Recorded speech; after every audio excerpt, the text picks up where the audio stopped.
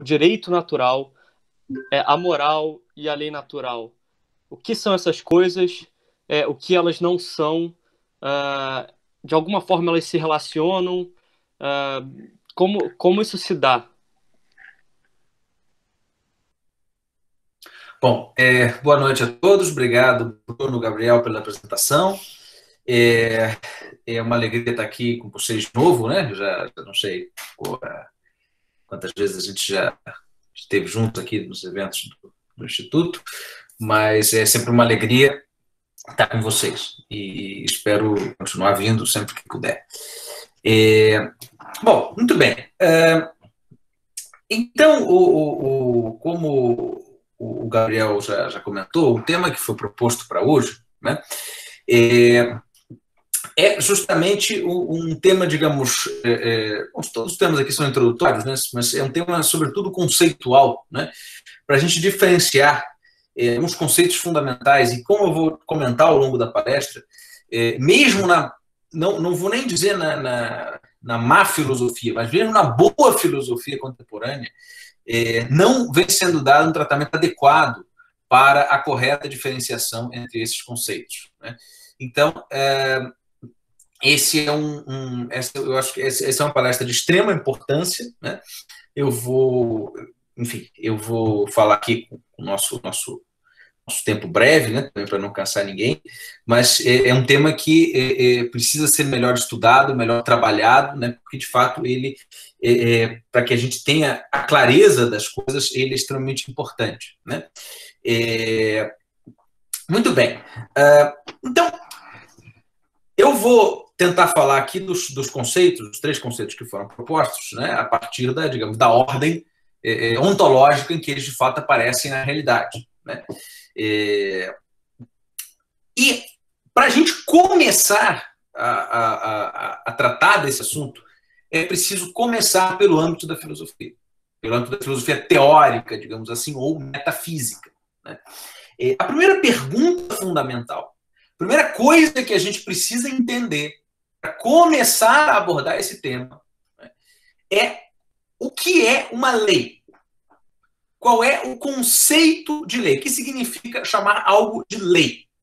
E essa é a primeira coisa fundamental, né? Pode parecer uma pergunta, de fato uma pergunta ampla, mas não só uma pergunta boba, como ela é o início da compreensão que nós podemos ter sobre todos esses temas. É uma pergunta lá da metafísica. O que é uma lei?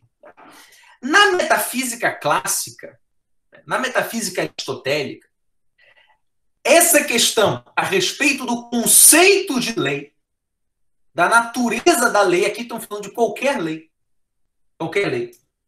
desde leis jurídicas, morais, leis naturais, qualquer coisa que possa ser chamada de lei. A questão a respeito do que é uma lei, ela está no âmbito do que Aristóteles chamava de teoria das causas. Para Aristóteles, né, Aristóteles chamava de teoria das causas, né, ou teoria da causalidade, né, aquilo que, ou seja, as causas, não vamos entrar nisso aqui, obviamente, mas as causas são aquilo que dizem o que uma coisa é. As causas de uma coisa são aqueles aspectos que respondem a esta pergunta: o que é X? Isso são as causas de X. Para Aristóteles, existem 4 causas. Nós não vamos falar aqui da teoria da causalidade, obviamente, tá? Mas para Aristóteles existem 4 causas. A causa formal, né, que pergunta sobre a forma em sentido metafísico, ou seja, pela essência da coisa, o que faz, quais são os elementos que permitem identificar uma coisa. Então, a causa formal da cadeira, são os elementos em abstrato que me permitem identificar uma cadeira, qualquer que seja sua manifestação própria. Então, a disposição, o assento, as pernas, o fato de que ela se presta à finalidade de você sentar, né? Isso é a causa formal. A causa material é a matéria de que é feita a cadeira, de madeira, de couro, enfim. A causa eficiente, a terceira causa, são os fatores que concorreram para que algo venha a ser o que é. Então, a causa eficiente da cadeira é o marceneiro que a fabricou, a pessoa que encomendou a cadeira, né? E a pessoa que encomendou a cadeira, a loja, enfim. Né? E, por fim, a causa final. A causa final, que é a que interessa aqui, a quarta causa, é daquela que nós vamos falar, é justamente a que aponta a finalidade da coisa. No caso da cadeira, ela serve para sentar. Isso é a causa final. É aqui que entra, é aqui que começa aquilo que nos interessa. Na quarta causa de todas as coisas, que é a causa final. Veja, isso significa que, na concepção clássica, na concepção aristotélica, a finalidade das coisas, ou seja, o que as coisas devem ser, faz parte da constituição objetiva das coisas. Aquilo a que as coisas se dirigem, aquilo a que as coisas se prestam, o telos das coisas, faz parte da sua constituição objetiva. Tanto quanto qualquer fator objetivo. Olhando, faz parte da natureza da cadeira, da constituição da cadeira, tanto o fato de que ela é feita de madeira, ela tem determinada cor, quanto o fato de que ela serve para se sentar.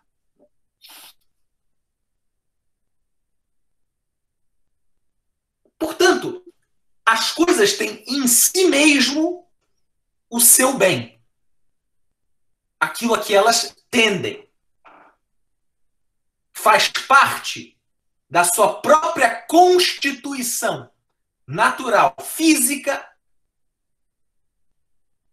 o seu fim.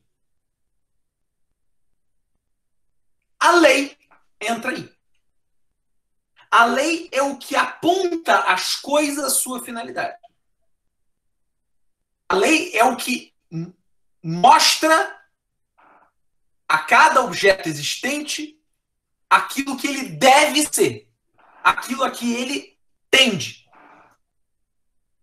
A lei, portanto, na concepção clássica, é um atributo das coisas. A lei é uma característica das coisas.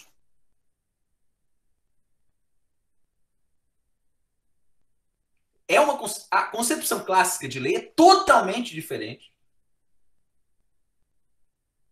do que nós entendemos hoje por lei. Essa é a diferença fundamental. Eu já vim aqui para falar especificamente sobre esse tema para vocês. Né? Hoje nós vamos só passar por alto, tá?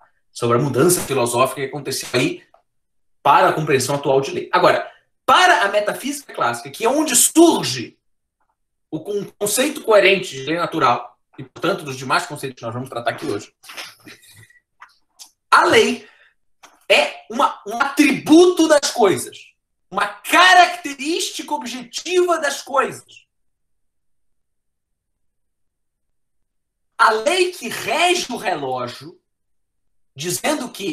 determinando que ele serve para dizer as horas com precisão, é uma característica objetiva do relógio. Tanto quanto o fato de ele ser marrom, de ele ter quantos ponteiros, de ele ser analógico ou digital, é uma característica do relógio. O fato de que ele serve para dizer as horas com precisão. Ora, a questão metafísica fundamental, para a gente entender aqui essa lei que rege o relógio, ela é imposta ao relógio. Primeiro eu penso no relógio e depois eu imponho a ele a lei de que aquele objeto em que eu pensei, com todas as suas características físicas, serve para dizer as horas com precisão, ou o fato de que ele serve para dizer as horas com precisão já faz parte da própria ideia pensável de relógio. é muito mais razoável a primeira alternativa, que é a alternativa fundamental da metafísica clássica. A filosofia moderna, por caminhos que nós não vamos entrar aqui hoje, porque aí teria que ser uma palestra só para isso, ela entende lei como um decreto da vontade. E assim para tudo. Quando a gente fala de uma lei jurídica, ela é algo que é imposto por um legislador, por um agente político. Daí positivismo jurídico. Quando a gente fala de uma lei moral, é uma lei que é imposta pela vontade do indivíduo, para os individualistas, da sociedade, para os sociólogos. Existem várias versões de voluntarismo moral, até de Deus, voluntarismo divino, de Guilherme de Ockham, de John Locke, etc. Mas a lei é um decreto da vontade. A lei não tem nada a ver com a natureza das coisas. Existe a natureza das coisas e a lei que rege as coisas, que é imposta desde fora das coisas. Ora, a metafísica clássica entendia que isso não faz sentido. Na verdade, as leis que regem as coisas são características da natureza delas. Na concepção clássica, não há a separação entre juízo de fato e juízo de valor. Essa separação é moderna. Juízos de valor são tipos específicos de juízo de fato. Se eu dizer que um relógio é bom, significa dizer que ele cumpre a sua finalidade. Ou seja, ele diz as horas com precisão. Isto é um juízo objetivo a respeito do relógio. Isso é um juízo de fato a respeito do relógio. De um tipo específico, mas é um juízo de fato a respeito do relógio. Tanto quanto dizer que o relógio é marrom. Ou que ele tem 2 ou 3 ponteiros. É um juízo objetivo a respeito do relógio que eu faço observando aquele relógio. Dizer que ele é bom. Ou seja, que ele cumpre a sua finalidade. Não há separação entre ser e dever ser. O dever ser é uma parte do ser. Aquilo que as coisas devem ser é parte da sua constituição. Que uma jaqueira se presta a dar jacas é um fato a respeito da constituição natural da jaqueira. Não é um produto da vontade de ninguém. Não foi ninguém que, desde fora da natureza da jaqueira, determinou que ela se presta a dar jaca. Faz parte da natureza dela que é isso que ela deve realizar. Então, as leis que regem as coisas, isso vale para tudo, todas as coisas, são atributos da sua própria natureza. São características suas. Todas as coisas têm a sua lei, inclusive o ser humano. Claro, também para a gente ser justo com as questões filosóficas, é preciso dizer que, evidentemente, no caso do ser humano, existe uma complicação óbvia. A questão é mais complicada no caso do ser humano, porque o ser humano tem uma peculiaridade. Ele é um ser racional, o que significa que ele é livre. Por ser dotado de razão, o ser humano tem esse misterioso atributo que é a liberdade. Ele tem a capacidade de agir conscientemente. O que significa que o ser humano só realiza a sua finalidade por decisão consciente. Uma jaqueira não decide dar jacas. Ela dá jaca por natureza. E se ela não chegar a dar, é porque houve um defeito na sua constituição fisiológica. Houve algum acidente que impediu ela de realizar a sua natureza. Se um cachorro não chega a exercer todas as suas potências de cachorro, toda a sua cachorridade, isso não tem nada a ver com qualquer coisa que ele tenha decidido fazer ou não fazer. é um fato da natureza, algo que o impediu de seguir o seu curso natural de cachorro. O ser humano não. O ser humano pode cumprir ou não a sua finalidade, realizar ou não o bem inscrito na sua natureza, por decisão consciente. Na verdade, ele, por ser dotado de razão, só realiza o seu bem por decisão consciente. Porque isso faz parte do bem humano, da dignidade humana. Que o ser humano decide, ele não é levado, ele decide realizar o bem da sua natureza. E pode, ele tem a capacidade de agir mal. Portanto, de não realizar a sua finalidade. De não realizar as potências da sua humanidade. Então, no mundo humano,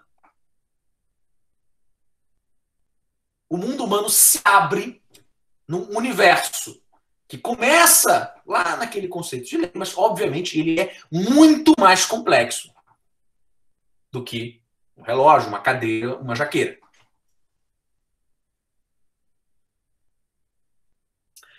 Então, quando nós falamos de lei natural,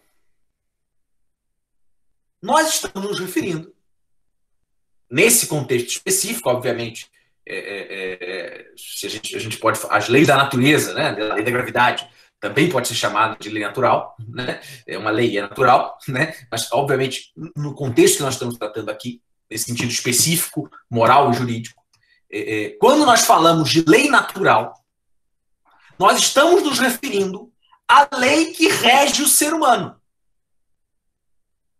E o que é essa lei? É aquilo que aponta ao ser humano a sua causa final. Aquilo a que o ser humano tende por natureza. Aquilo que o ser humano deve, por natureza, ser. Qual é o bem do ser humano? Que é a realização humana integral. A plena realização de todas as potências da natureza humana. Aquilo que em moral eu chamo de realização humana integral, traduzindo o que os antigos chamavam de eudaimonia. Eu prefiro não usar a tradução tradicional por felicidade, porque felicidade hoje adquiriu uma conotação excessivamente subjetivista, vaga. Então, eu gosto mais de traduzir eudaimonia por realização humana integral. Bom, então, o ser humano, assim como qualquer coisa que existe, tem uma causa final. Tende à plena realização da sua natureza racional. A lei natural é exatamente aquela parte da natureza humana que aponta ao ser humano o que ele deve fazer para ser um ser humano plenamente realizado. A lei natural, ela tem a peculiaridade, dentre todas as leis que existem, ela tem a peculiaridade de ser uma lei para a liberdade. Ao contrário da lei da gravidade, da lei que rege o cachorro, a jaqueira, o relógio, ela não é simplesmente uma lei mecânica, uma lei de fatos naturais. Ela é uma lei para a liberdade. Ou seja, ela é uma lei que aponta ao homem como ele deve agir. Sendo que o homem, ao contrário de todos os outros objetos da natureza, tem a possibilidade de não agir conforme a sua causa final. De não agir conforme a lei interna da sua consciência. E é aqui que nós entramos em um novo âmbito da filosofia. Continuamos na filosofia. Mas entramos em um novo âmbito da filosofia, na chamada filosofia prática. Já não estamos fazendo filosofia teórica, já não estamos fazendo metafísica, mas filosofia prática. Porque agora não estamos falando de uma lei para fatos,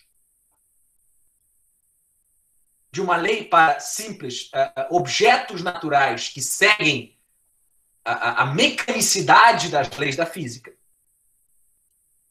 Mas nós estamos falando de uma lei que rege a liberdade, que rege a capacidade de uma consciência racional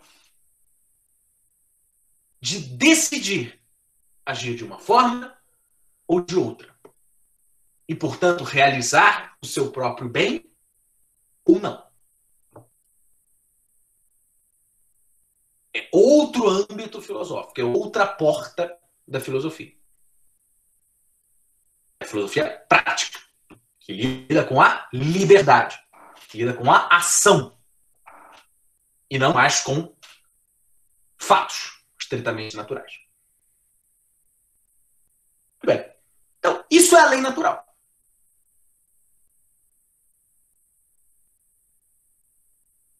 Que é o nosso primeiro conceito mais amplo. A lei natural, ela tem distintas manifestações. Porque o ser humano é um ser complexo, como nós vamos ver. A principal manifestação da lei natural é a moral. A moral é, digamos, a manifestação por excelência da lei natural. A moral, ou ética, agora existem algumas escolas que vêm diferenciando moral de ética, eu não vejo muito sentido nisso, tá? Eu trato moral e ética como sinônimos, até porque na tradição filosófica são palavras intercambiáveis. Moral vem do latim mores, ética do grego ethos, mas sempre se utiliza a tradição de pensamento. E aí não só clássica medieval, moderna, sempre utilizou esses conceitos de modo intercambiável. Então eu não vejo muita lógica numa diferenciação. Às vezes se diz que a ética é a ciência da moral. Então, a ética é um estudo, a moral é a própria coisa, a própria prática. Bom, tudo bem, é uma diferenciação possível. Assim, eu trato como sinônimos, tá? Moral e ética. Bom, a moral ou ética é a principal manifestação da lei natural. É a manifestação primeira, a manifestação por excelência da lei natural. A moral é a ciência normativa da ação humana. A ciência que explica o que a ação humana deve ser. O que o ser humano deve fazer. Ela mostra ao homem como realizar o seu bem. Como o ser humano, como indivíduo, o que o ser humano, como indivíduo, deve fazer para realizar o seu bem. Claro que é mais fácil, como ela é, digamos, a manifestação primeira e mais geral da lei natural, é mais fácil mostrar as características da moral por oposição às outras manifestações. Obviamente, para a gente, que é o que nós vamos fazer aqui, né? A última palestra que eu dei aqui, né, para o Instituto, foi justamente sobre ética. Né? Foi uma introdução geral à ética. Né? E aí, aqui, obviamente, eu não vou repetir tudo que eu falei naquele dia, porque não vai dar tempo. Hoje não é o tema, mas hoje nós não vamos entrar propriamente em moral. Né? Estamos simplesmente definindo. Né? Para a gente entrar, e teria que ser uma palestra sobre o assunto. Aliás, aquela, se não me engano, está no YouTube, né, do Instituto, então também pode ser assistida por quem quiser. Bom, muito bem. O que acontece? Para a gente se encaminhar para a última parte. Outro fator peculiar da natureza humana, que torna esse mundo humano muito mais complexo, é o que nós podemos chamar de sociabilidade natural. O homem, por natureza, não vive sozinho. O homem só vive em sociedade.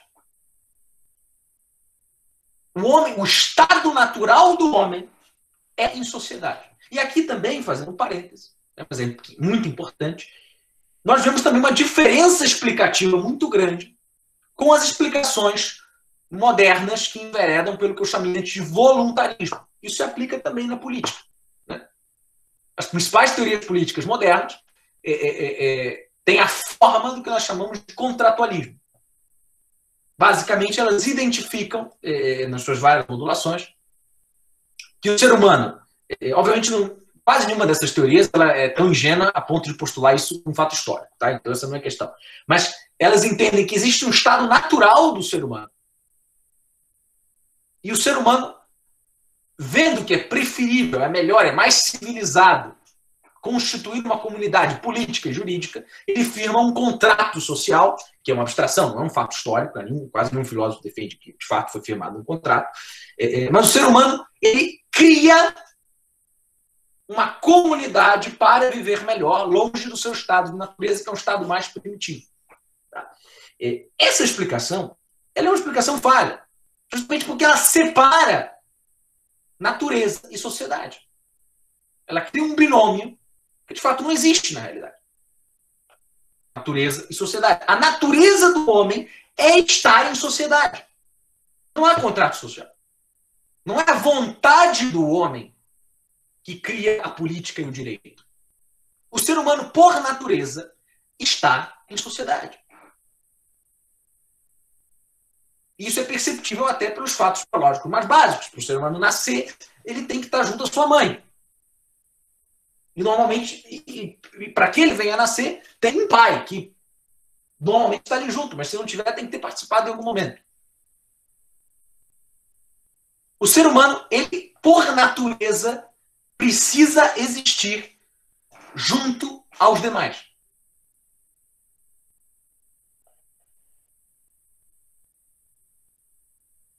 A comunidade política, ela não é um objeto de um ato da vontade, ela não é algo que, não é uma invenção artificial. Ela é parte da própria natureza humana. Podem reparar que nós só vemos homens em sociedade. Sempre, desde sempre, em qualquer lugar. Excepcionalmente, quando se encontra um homem, se é possível encontrar um homem fora da sociedade, sei lá, o Tarzan, o Robson Crusoe, lá na ilha dele, aquilo se dá por uma circunstância acidental, assim como você pode encontrar uma pessoa sem braço. Né? Mas a natureza do homem é ter 2 braços. A natureza do homem é ter 2 olhos, ainda que você possa encontrar uma pessoa cega. Então, a natureza do homem está em sociedade, não é ser o Tarzan. Isso tem algumas... o ser humano, isso é interessante, o ser humano é o único animal, biologicamente, que só aprende as coisas se ensinar. Se você pegar um filhote de gato, sei lá, se você jogar ele na floresta, se ninguém comer ele antes, ele aprende a fazer tudo. Ele aprende a fazer todas as coisas que um gato adulto faz. Sozinho. Um bebê não. Um bebê humano, se você deixar ele sozinho, ele morre. O ser humano só aprende as coisas se for ensinado. Ele não aprende as coisas por instinto. Então, é próprio, é um caractere da natureza humana que o ser humano precisa estar em comunidade. Precisa estar unido a outros homens. O ser humano existe na sociedade. A natureza humana é uma natureza sociável. Muito bem. O que significa isso, portanto? Que faz parte da realização humana integral. A plena realização da sociedade em que o homem vive. O ser humano realiza a sua finalidade em sociedade. Portanto, a sociedade tem também uma finalidade natural, que é a de desenvolver os meios necessários para que os seus membros possam se tornar, em sociedade, homens melhores, homens perfeitos. Isso é o que nós chamamos, que a filosofia clássica nomeia, o bem comum. O bem comum é essa parte política do bem humano. Do bem humano geral, que é moral. Né? O bem humano, em geral, tem uma parte política, uma parte que pertence ao bem da comunidade. Isso é o bem comum. É a finalidade natural da sociedade, da comunidade política.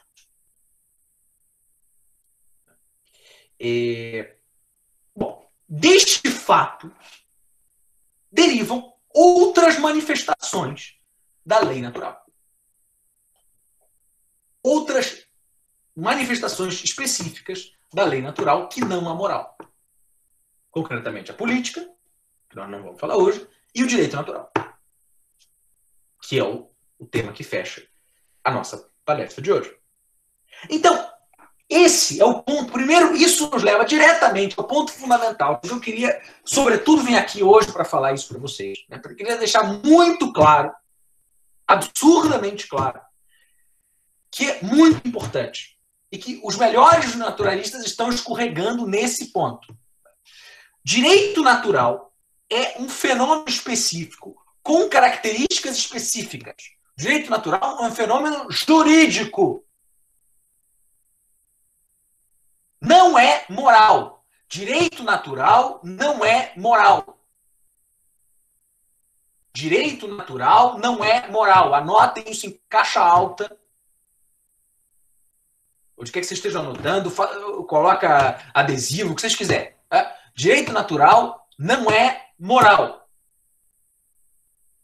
Essa é uma concepção falsa de direito natural, vindo do naturalismo moderno, que é que o direito natural é uma espécie de concepção moral ou ideia geral de justiça que regula o direito positivo.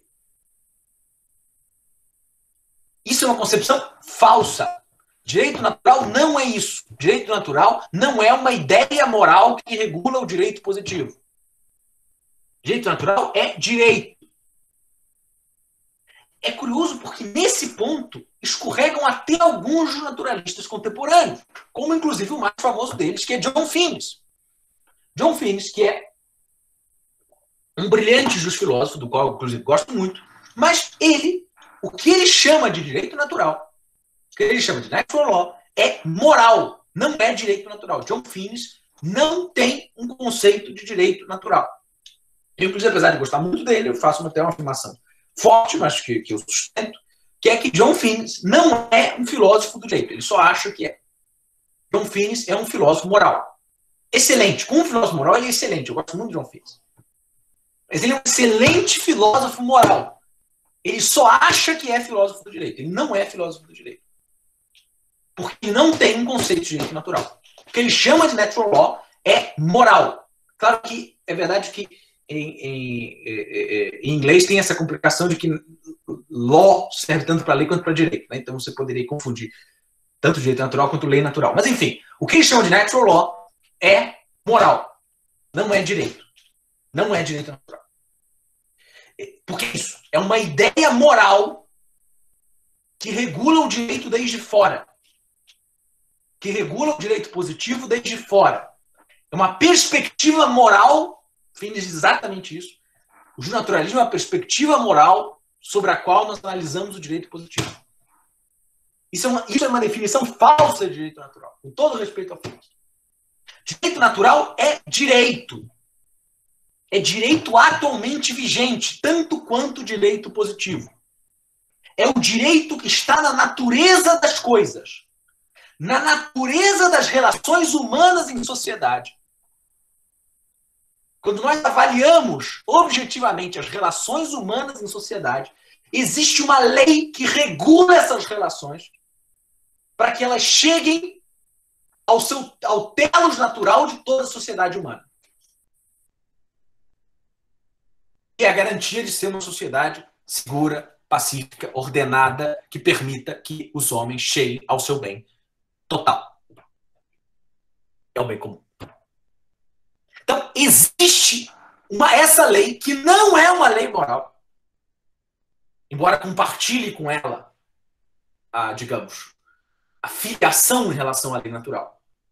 Ela é uma parte da lei natural. Mas é uma parte não moral, especificamente jurídica.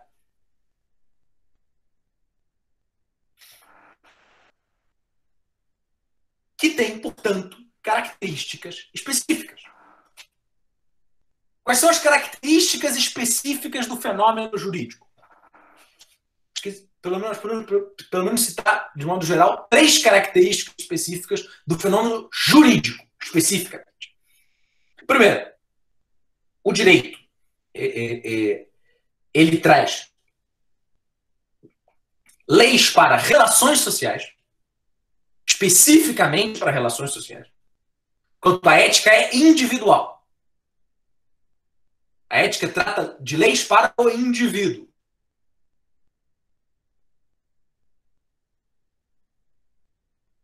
A ética diz ao indivíduo para não matar o outro, mas isso é para o indivíduo, para a consciência individual. Não tem nada a ver com nenhuma relação estabelecida com o outro.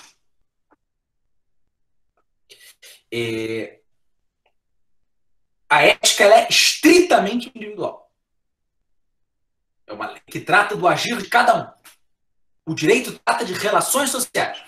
Claro, sem as outras características, essa característica é um tanto vaga, porque, claro, as ações individuais, exceto, sei lá, ações puramente internas, como pensamentos, né, todas elas têm algum tipo de repercussão nas relações sociais. Tá? Ou quase todas. Então, mas isso já é um aspecto importante. Por isso que entram também as outras duas características. Segundo, o direito se compõe de leis que regem especificamente, exclusivamente, o aspecto externo das ações. O direito rege especificamente a exterioridade das ações. Ou seja, como as ações se manifestam no mundo. Enquanto a moral rege especificamente a consciência. A moral é uma lei para a consciência do homem. A moral é uma lei para o interior do homem. Para o direito, eu cumpro a minha obrigação com a vida do outro se eu não matá-lo. Não importa se eu não matei porque eu tenho medo de ser preso, se eu não, porque eu não matei, não importa. Para a moral, o que importa é justamente que eu não mate outra pessoa pelo respeito pela vida do outro. Se eu quero intimamente, eu tenho desejo íntimo, consciente, consentido de matar outra pessoa, mas eu não mato porque eu tenho medo de ser preso, eu não cumpro meu dever. Moralmente, eu sou culpado de homicídio. Moralmente, eu tenho culpa de homicídio, do homicídio que eu carrego no meu coração. Porque a ética é uma lei do coração, do interior do coração humano. O direito não. O direito é indiferente se o cidadão paga imposto com um sorriso nos lábios ou a contragosto, desde que ele pague a quantia de imposto determinado juridicamente. Então, o direito ele trata sempre da exterioridade das ações, dos bens que se manifestam externamente pelas ações. A moral jamais. A perspectiva da moral, isso é muito importante. A perspectiva da moral é sempre uma perspectiva de primeira pessoa, ou de segunda pessoa, se preferir. Vocês podem reparar que na Sagrada Escritura os mandamentos estão sempre formulados em segunda pessoa. Não matarás, não roubarás. Porque a moral sempre se dirige à pessoa. É uma norma pessoal. É um grito à consciência. Enquanto a falsa moral, né? O raciocínio pragmático, que é uma falsa raciocínio pragmático, que justamente não é moral, né? Eu não gosto muito de falar de ética utilitarista, eu acho que o utilitarismo é uma antiética, justamente o que faz uma moral ser uma moral é a possibilidade de imaginar um raciocínio que está num nível acima do pragmático. Que é de algo que deve ser feito porque é bom, porque é justo, independentemente de vantagens de causa. O utilitarismo é justamente a aniquilação desse nível de raciocínio. Portanto, eu entendo que ele é, na verdade, o utilitarismo é a inexistência da moral. O utilitarismo é justamente uma moral que lida sempre em terceira pessoa. Sempre com cálculo. Sempre com... Mas vale... Convém que morram só pelo povo, diz Caifás. É um raciocínio em terceira pessoa. Né? Inclusive sobre essa... Estou fazendo um parênteses para voltar a falar um pouco de moral, mas eu acho que é importante para se definir bem a natureza das coisas. Né? Sobre isso, isso está muito, muito, muito bem retratado num excelente filme de 2 anos atrás, chamado Uma Vida Oculta, do Terrence Malick, um dos melhores cineastas em atividade, filme que narra a história do beato Franz Jägerstatter, que foi um camponês austríaco que se recusou a servir o exército de Hitler e foi executado por isso. Esse filme é maravilhoso, recomendo incondicionalmente. E esse filme, e esse ponto, né, ele fica muito claro no filme.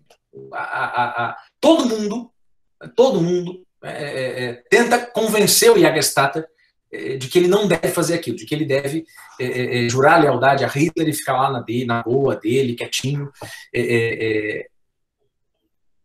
E os argumentos são sempre argumentos de terceira pessoa.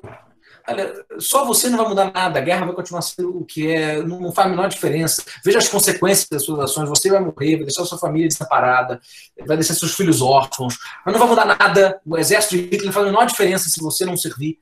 Um soldado não muda nada na guerra, não vai fazer a menor diferença. O argumento é sempre esse.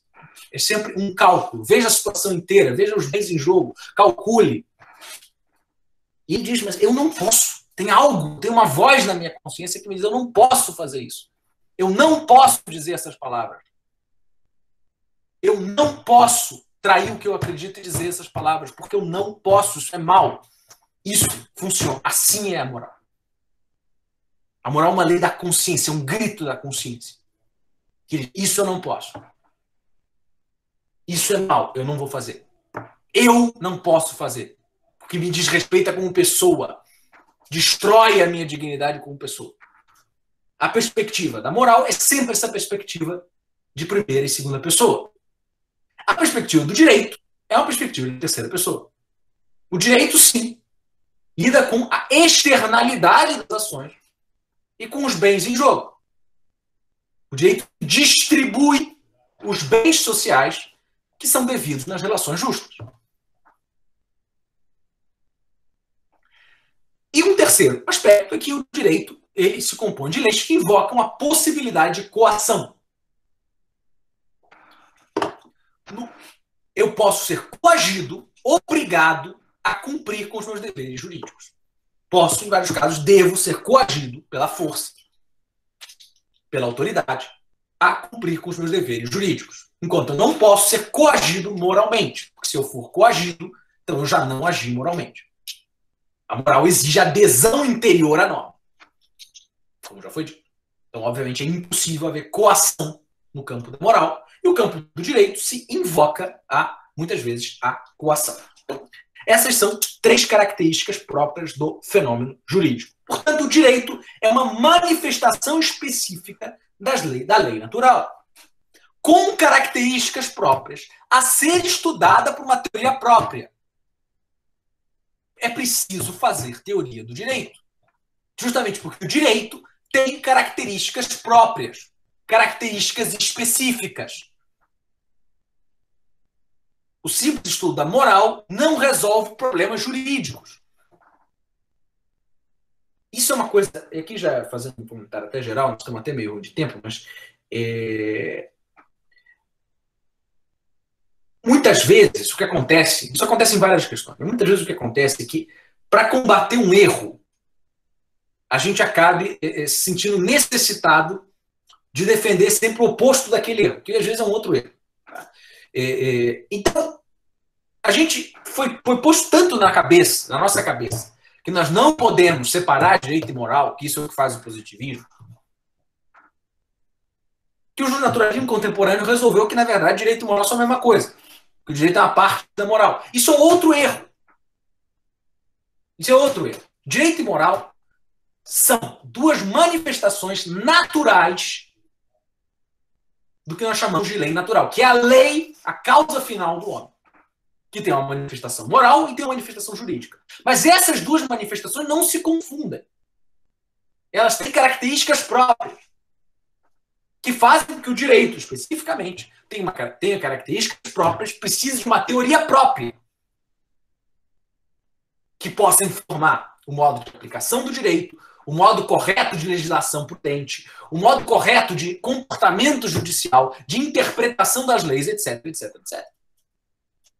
Não é a moral que faz isso, é a teoria do direito. Bom, muito bem. Então, o que acontece, para a gente terminar? Na natureza das relações sociais, observando a natureza das relações sociais, é possível ver o que o direito aponta. Assim como, observando a natureza humana, eu consigo observando a natureza das coisas, mas especificamente a natureza humana, eu consigo ver o que é que realiza as potências dessa natureza e o que é que não. Quando eu observo atentamente uma relação social, eu consigo perceber que a natureza daquela relação, independentemente de lei positiva, na natureza daquela relação, existe algo a ser realizado. Existe uma justa medida a ser cumprida para que aquela relação seja uma relação sadia e conforme ao bem comum. Isso é o direito natural. É o direito, não é a moral. É o direito observável na natureza das relações sociais. Quer dizer, se me tirarem a venda dos olhos, eu estou num país desconhecido, eu não sei em que país eu estou. Eu não sei o que diz as leis desse país em que eu estou. As leis positivas. Mas se eu vejo a seguinte situação, né? Uma pessoa danificou o carro de outra pessoa. Se eu vejo essa situação, não sei o que dizem as leis desse país, mas eu sei, só vendo essa situação, que aquela pessoa tem o dever de indenizar o outro. O dever jurídico, não é o dever moral. Também tem o dever moral. Mas tem o dever jurídico de indenizar o outro. Independentemente do que diga a lei daquele país. Eu não sei o que diz a lei positiva daquele país. Mas eu já, de cara, sem consultar a lei, eu posso afirmar que existe um dever jurídico de a pessoa que causou o dano reparar esse dano. Isso é um dever jurídico de direito natural. Isso é um direito observável naquela relação. Portanto, isso é o que deve ficar claro do ponto de vista do naturalista. A tarefa do legislador positivo, é identificar o direito natural. O legislador positivo não é um criador, antes de ser um criador, ele é um investigador da natureza das relações sociais. Ele identifica o que o direito diz. O legislador não cria direito. O legislador, ele está criando uma face do direito, que é o direito positivo, mas a partir de um direito que existe na natureza, mas que precisa ser positivado. Primeiro, para que fique claro, estabelecido para todos, independentemente de operações intelectuais de cada um. E segundo, para que seja especificado nos seus detalhes concretos. Obviamente, o direito natural, como eu disse, ele vai determinar, naquele caso, no caso da pessoa que danificou o carro de outra, que ela deve indenizar. Como deve ser feita essa indenização? Qual é o prazo de prescrição para a ação indenizatória? São detalhes de direito positivo. Se uma eventual ação judicial prescreve em 2 ou 3 anos, é algo que deve ser especificado pelo legislador positivo. Não é deduzido imediatamente do direito natural. Que, observando, se eu entendo a natureza de uma situação existente em qualquer cidade, de tráfego rodoviário, de trânsito, eu entendo que pela própria natureza da sociedade e daquela situação social é necessário que exista um limite de velocidade para que haja segurança e paz para todos. É necessário que exista um limite de velocidade. Qual será aquele limite de velocidade naquela via? Se vai ser 80 ou 70? É o legislador positivo que vai especificar concretamente em cada caso. Então, o legislador positivo, a missão do direito positivo é essa. Mas o direito positivo, ele vem depois de uma identificação de um direito que já existe, que não é uma ideia moral, não é uma concepção de justiça, não sei. É direito que já existe na natureza das coisas, na natureza das relações sociais. Ele é identificado, especificado concretamente. Essa é a tarefa do legislador positivo. Direito natural e direito positivo, portanto, eles formam um sistema orgânico. Direito natural e direito positivo são duas partes do mesmo sistema. O sistema jurídico é composto de normas positivas que especificam e, portanto, são subordinadas às normas naturais. E assim o direito deve ser aplicado e interpretado. Uma correta teoria do direito deve dizer ao aplicador e ao intérprete do direito que o direito deve ser assim entendido, assim aplicado e assim interpretado. Com aquelas normas escritas no papel, como especificações concretas de uma norma que já existe na natureza das coisas, perceptível a todos, e, portanto, a elas estão subordinadas.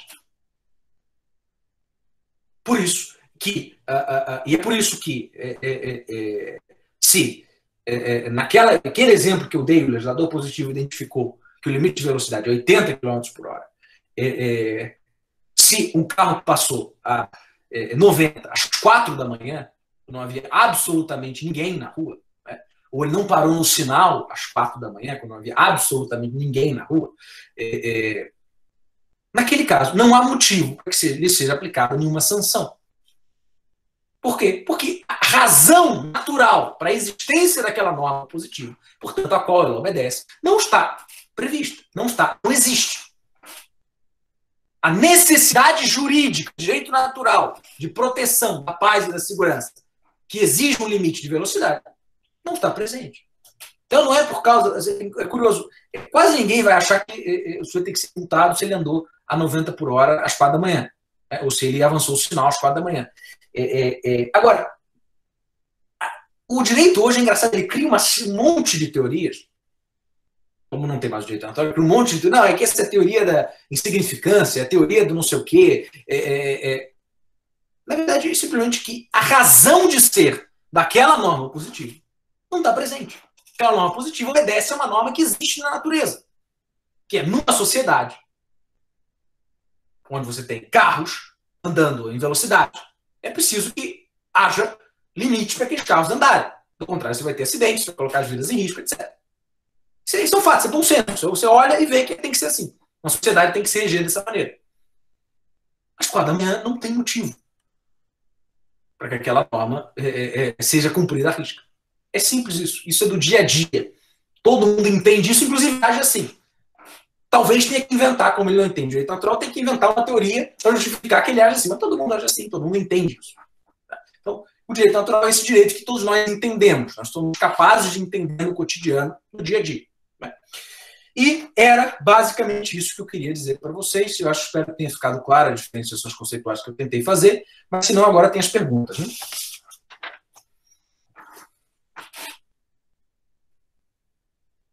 Então, Gustavo, boa noite mais uma vez aí para o senhor e para todo o pessoal, né? Eu acho interessante que isso que você falou agora no final, né, de que o direito natural e o direito positivo são como que uma coisa só, um sistema misto, né? Isso bate muito com o que o Javier Ervada fala sobre o direito natural ser aquele núcleo de juridicidade natural de um sistema jurídico, né? E aí eu acho que isso até encaixa perfeitamente aqui com a pergunta que fizeram no chat do Marcos Caldas, né? Que ele pergunta assim: Gustavo, as correntes juspositivistas costumam argumentar o valor da segurança jurídica como superior à justiça na elaboração do direito escrito. Como o justnaturalismo clássico encara tal perspectiva? Ele pergunta. Essa é uma pergunta interessante, porque ela de fato coloca em cena algo que, digamos, é algo que só ficou mais claro realmente na modernidade. Mas é um ponto positivo, digamos, da modernidade.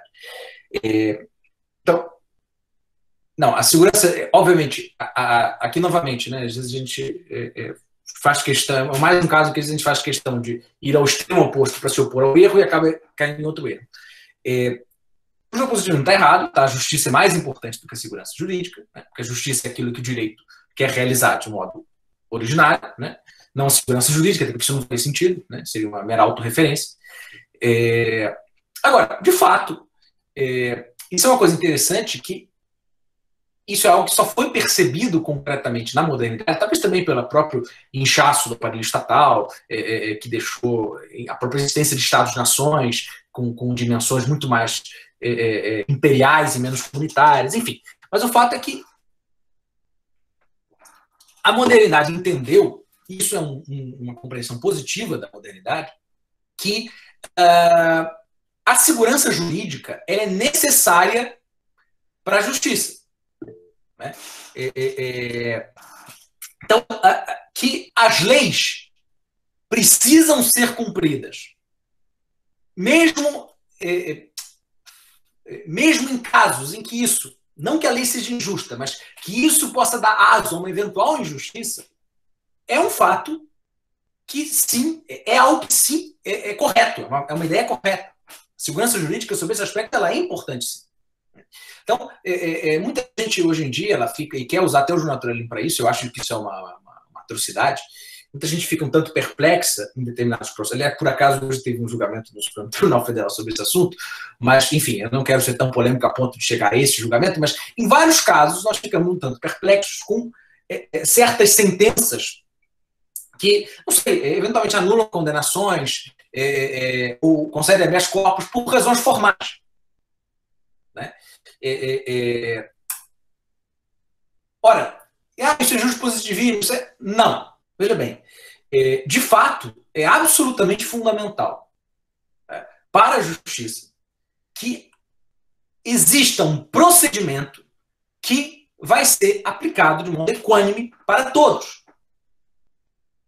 Porque isso é garantia de um processo judicial justo.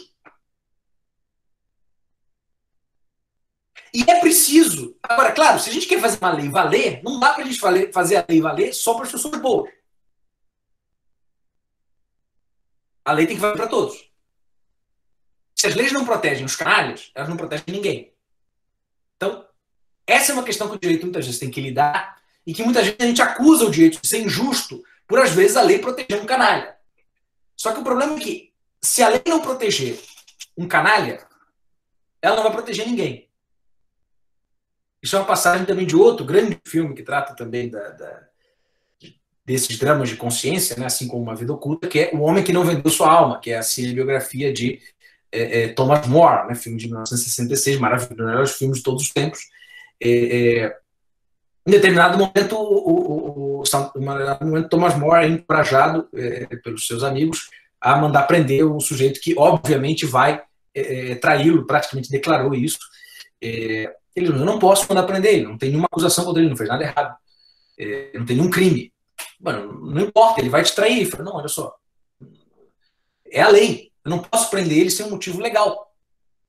Não posso fazer isso. Né? Mas ele vai te trair, eu sinto muito.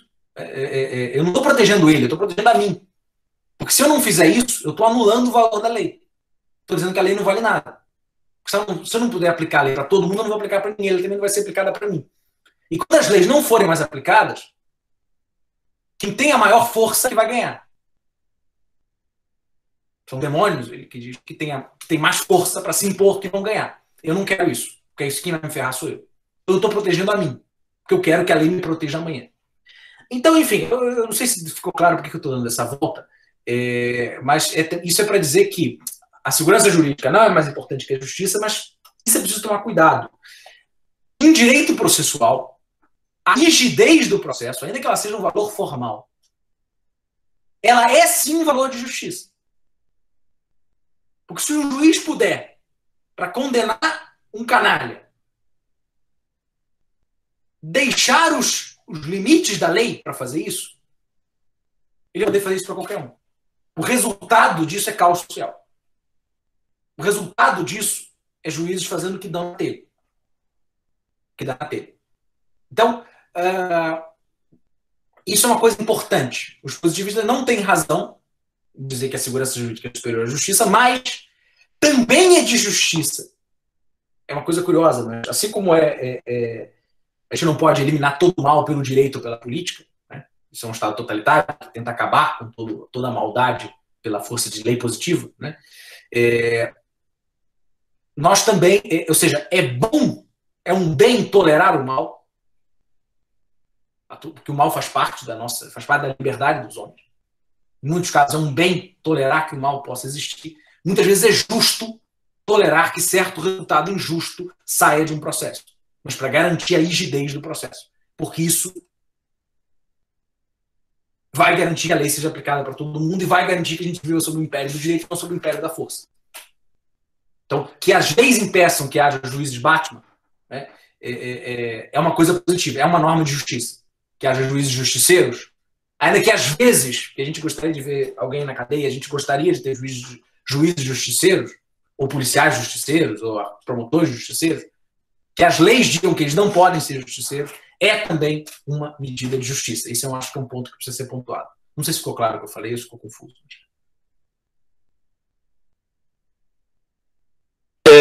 Faltam agora duas perguntas, né? Uma eu que formulei, a outra do João. A do João é muito interessante, eu vou falar ao final, que eu acho que ela vai exigir um pouquinho mais de tempo.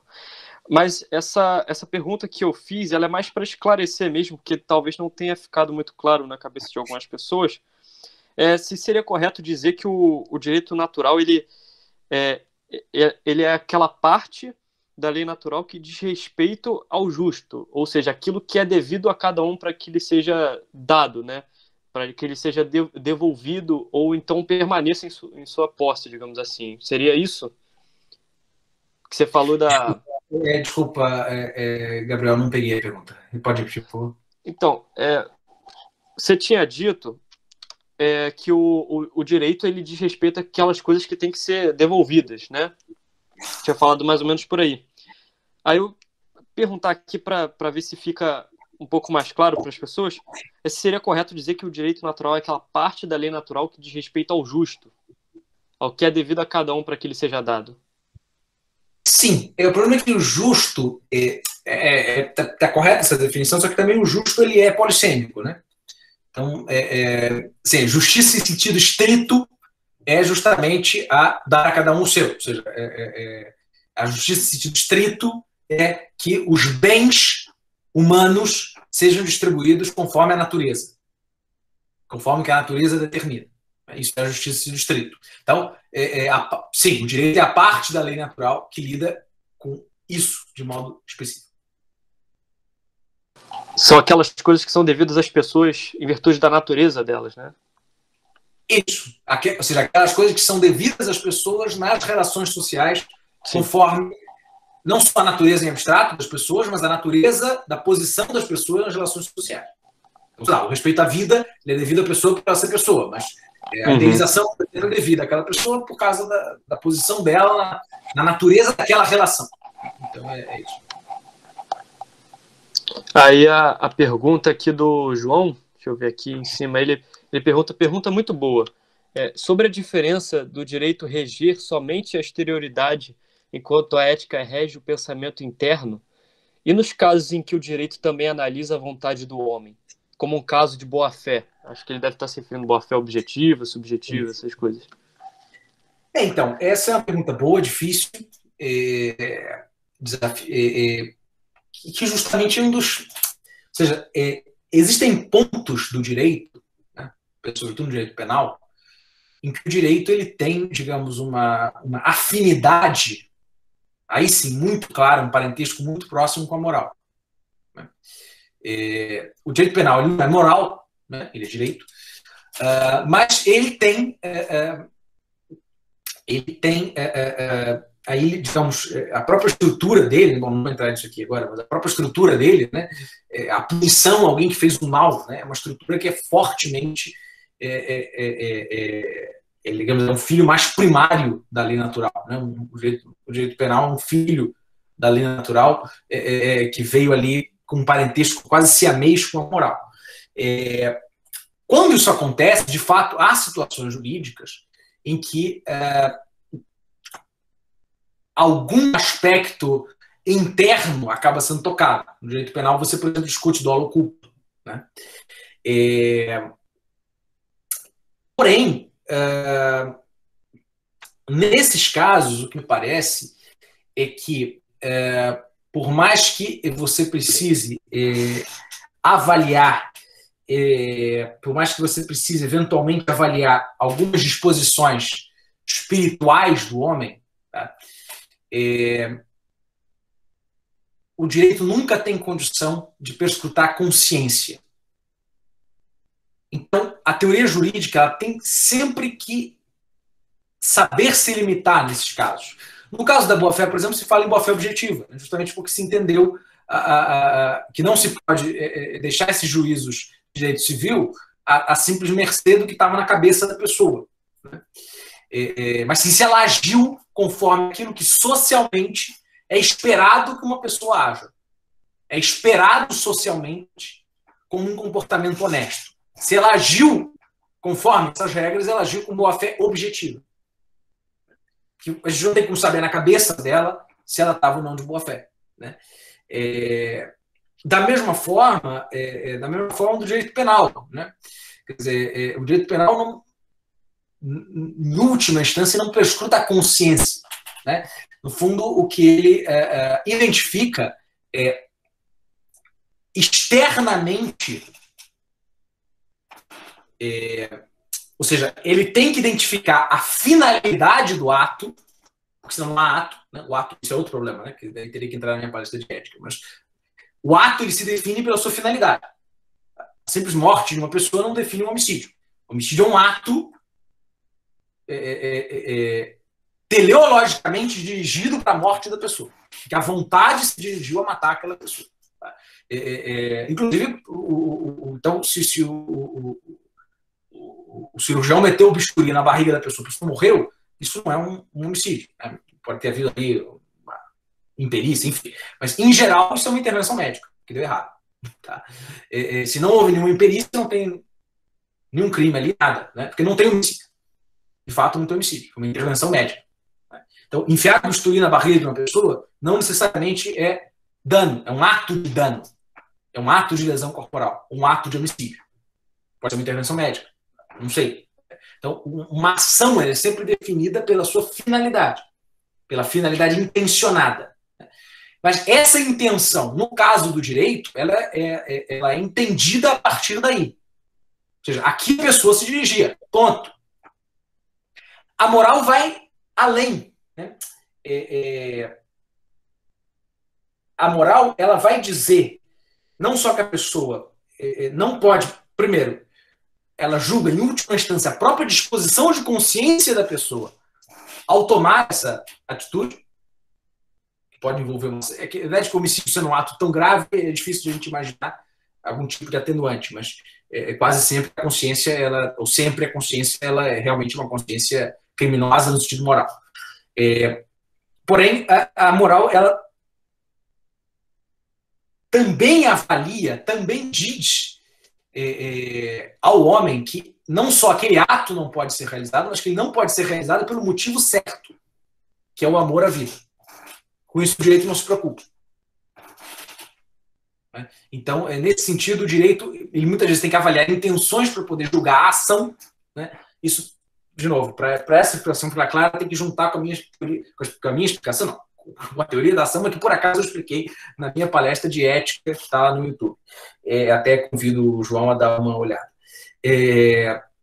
Mas, enfim, eu posso dizer isso. Toda ação, para ser definida, precisa da intenção. Então, o direito tem que avaliar intenções. Tá? Mas ele não julga a motivação da consciência. Esse é o ponto fundamental. Ótimo. Muito obrigado, Gustavo. Eu só teria uma pergunta, só aquelas dicas valiosíssimas, como esse filme que você recomendou agora, Uma Vida Oculta, que, aliás, eu assisti e também gostei bastante.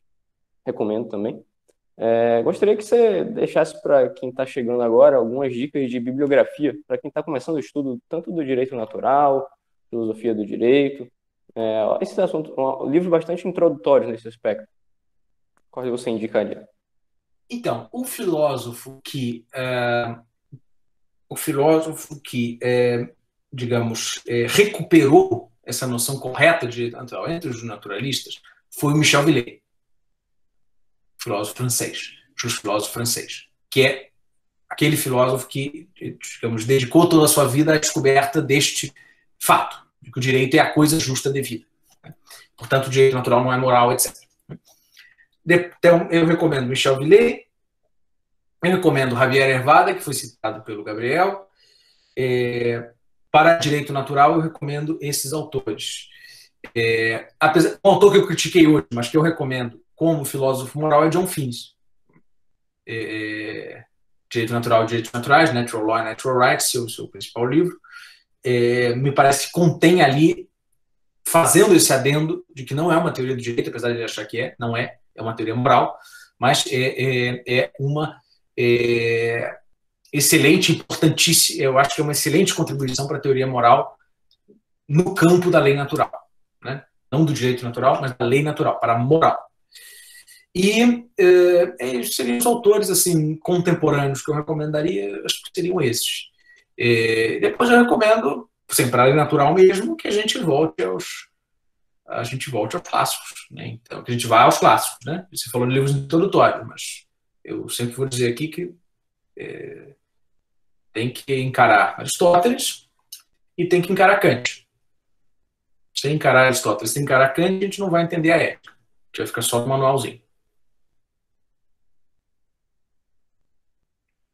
Beleza. Muito obrigado, Gustavo. Então, pessoal, agradeço aqui novamente a presença de todos. Agradeço principalmente ao Gustavo pela excelente palestra. Vou deixar depois o arquivo para você e também para os demais. Vai ter sim o certificado. Em breve a gente manda um e-mail para vocês, fiquem tranquilos, tá? Quem mandou a mensagem aí vai ter. E agradeço. Convidem seus amigos, né? Sigam também o Gustavo no Instagram. Posta sempre posts bastante interessantes e pertinentes, além de dicas de filmes que também são bastante valiosas. Então, pessoal, eu declaro encerrada essa palestra, tá? Muito obrigado. Tenham uma boa noite. Muito obrigado, Bruno. Obrigado a todos que estão. Um abraço a todos que estão agradecendo também, e a todos de maneira geral. Obrigado, Bruno. Obrigado, Gabriel. A gente se vê na próxima. Qualquer coisa, estou aí. Muito obrigado, Exatamente. professor.